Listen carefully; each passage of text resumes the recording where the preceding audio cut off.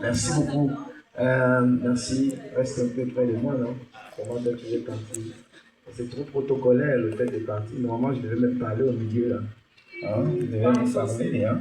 Je danse aussi, je serpente le public. Hein? C'est les liens, c'est la connexion. Hein? Bon, nous sommes à la fin, vraiment à la fin, mais qui n'est pas une fin, qui est le début de de la prochaine nouvelle édition qui se tiendra en 2027. Et la thématique est en cours. Voilà, c'est chaque 2 ans, donc Biennale veut dire après chaque 2 ans.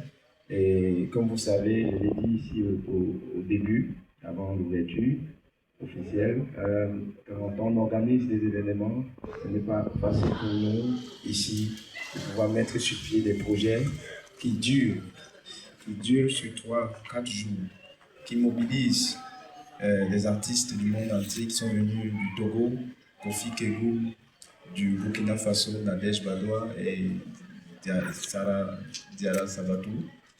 Ils sont venus du Congo-Brazzaville avec le musée d'art par la route, comme mon frère l'a si bien dit, parce que c'est pas facile. Mais ils sont là parce qu'ils croient en ce projet et ils sont là depuis des années.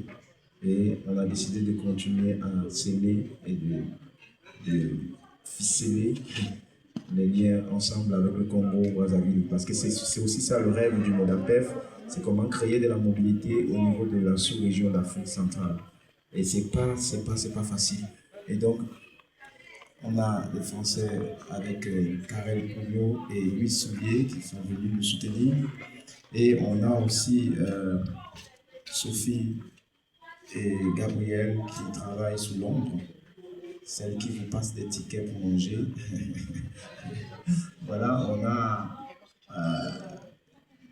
des Blondie qui vient de la France, qui est là, le jury international de hip-hop, de danse, parce que moi je viens aussi de la danse hip-hop et en créant en 2017 le festival Modapef, je suis parti de l'esprit d'où je viens et comment je peux permettre à ce que la force de la rue qui m'a donné ce nom, qui a bétonné le nom Zoraciné dans le monde contemporain, comment cette force de la rue, je lui dis merci comme un hommage en créant justement la plateforme Modapef pour les artistes camerounais, mais aussi une occasion, une vitrine, une fenêtre pour les artistes camerounais de voir aussi comment les autres artistes du monde entier pensent la performance, pensent aussi la question de la danse, apportent chacun leur esthétique, leur singularité, leur particularité et créent à partir de ça une rencontre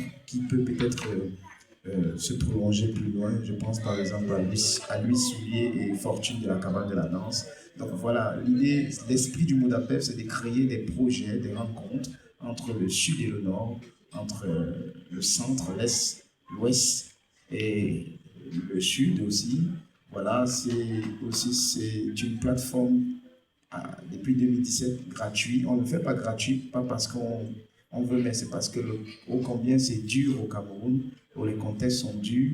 Oui, c'est très très dur, mais qu'est-ce qu'on peut faire pour continuer à garder les liens et à valoriser la culture et surtout à montrer au public camerounais que l'art et la culture, même si ça s'allie, mais c'est un peu différent parce que dans l'art, je ramène l'univers de la performance, de la danse dite contemporaine, la danse de création, et voilà, et de la performance musicale aussi à travers les tambours du Brazzaville, à travers voilà, ces beaux rythmes du Bas-Congo, du fleuve Congo qui se déverse aussi au fleuve de la Sanada, donc avec justement Douala.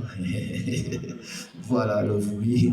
Voilà, donc voilà, on réfléchit ensemble avec l'équipe pour justement continuer à pérenniser cette plateforme, justement à aller chercher plus loin qu'est-ce qui sont nos préoccupations ici même aujourd'hui au Cameroun, c'est-à-dire les besoins de la société civile, qu'est-ce que nous les artistes, quel est notre rôle là à l'intérieur.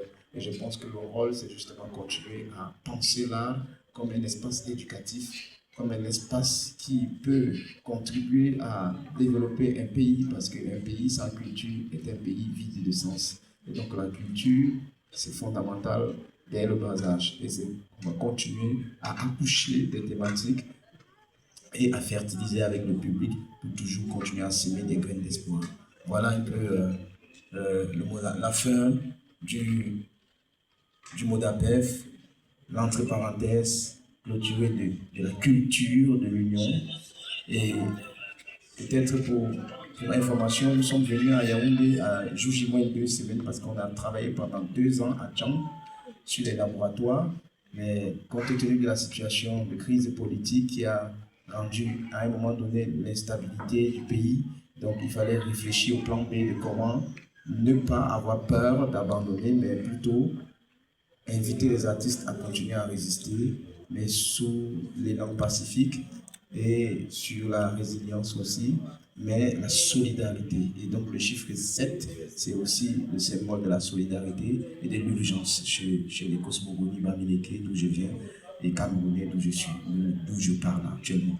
Donc voilà, et c'est la raison pour laquelle on a décidé de ne pas abandonner le projet ou bien de ne pas annuler, parce qu'on a annulé beaucoup de projets au Cameroun tous ces derniers 2 mois-là à cause justement des élections. Mais nous, on a dit, on va le faire, et on va le faire. C'est pour ça que la plupart, c'était dans des cadres, mais normalement, c'est d'abord un festival des arts de rue. Tout ce que vous avez vu là, ça se passe dans les ruelles, dans les carrefours, dans les quartiers, dans les cités peuplées, pour pouvoir justement montrer et sensibiliser les Camerounais sur l'importance et l'impact de l'art dans le développement d'un pays. Voilà, c'était tout et je crois qu'il y a une DJ set qui va se connecter.